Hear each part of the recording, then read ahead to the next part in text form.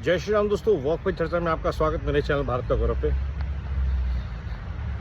कल बॉम्बे में ब्लास्ट के एक्यूज्ड सबको छोड़ दिया गया और करीब 187 लोगों की जो जान गई थी, कोर्ट ने ऐसा डिसाइड किया कि उनकी जान अचानक ट्रेन के डब्बे फटने से मर गए। कहीं पे कुछ नहीं हुआ, किसी ने कुछ नहीं किया, ट्रेन चल रही थी, अचानक डब्बे फटे और लोग मर गए।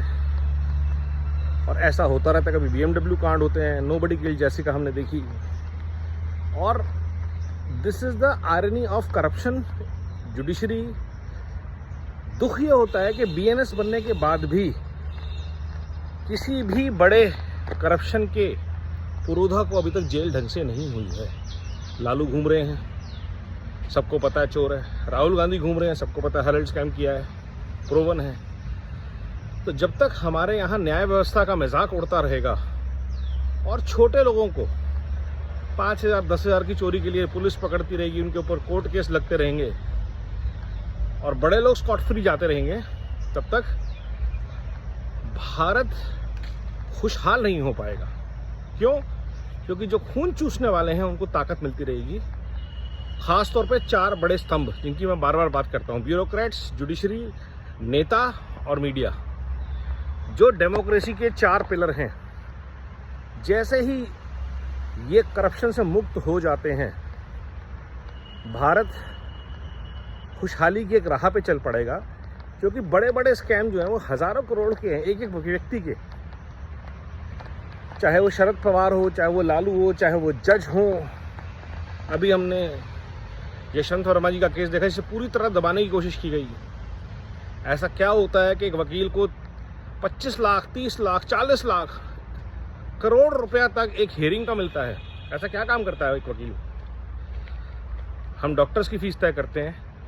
जुडिशियल सिस्टम जो है वो करप्शन से पूरी तरह लैस है। ब्यूरोक्रेसी मतलब एक छोटे से फॉरेस्ट ऑफिसर के 100 प्लॉट हैं उड़ीसा में, अभी न्यूज़ आई है। और हर स्टेट का हर लेवल पे ब्यूरोक्रेसी में करप्शन है।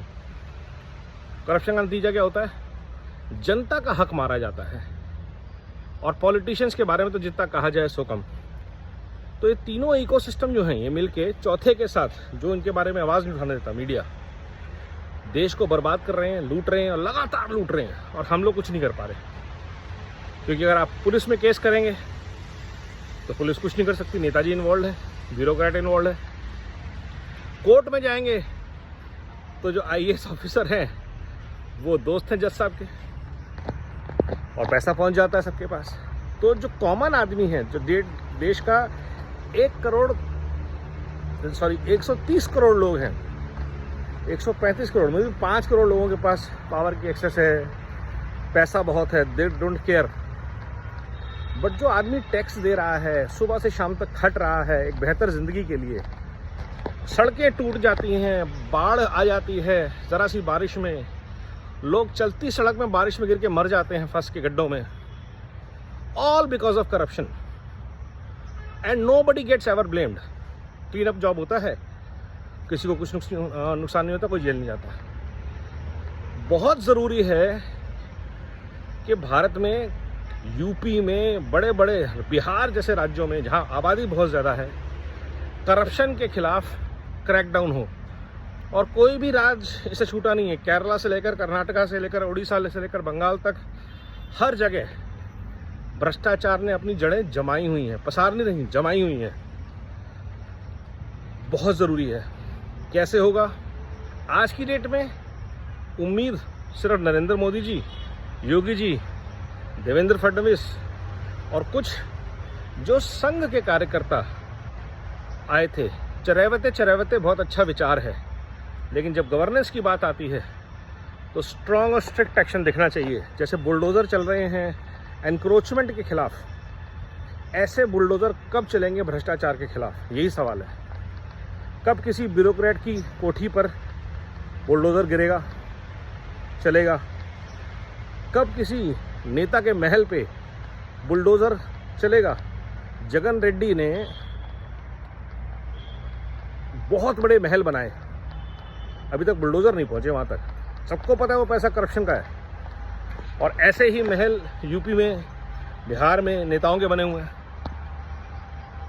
तो जब तक भ्रष्टाचार के ऊपर बुलडोज़र नहीं चलेगा, आप झुग्गी झोपड़ियाँ हटाते रहिए, बहुत अच्छा काम है, लेकिन उनको सहारा, उनको मार्ग, उनको सपोर्ट किसने दिया और क्यों दिया, किस राजनीति के तहत दिया, कौन सपोर्ट करता है ऐसी इलीगल एक्टिविटीज़ और क्यों, वोट बैंक की राजनीति, भ्रष्टाचार, एक्शन बहुत ज़रूरी है।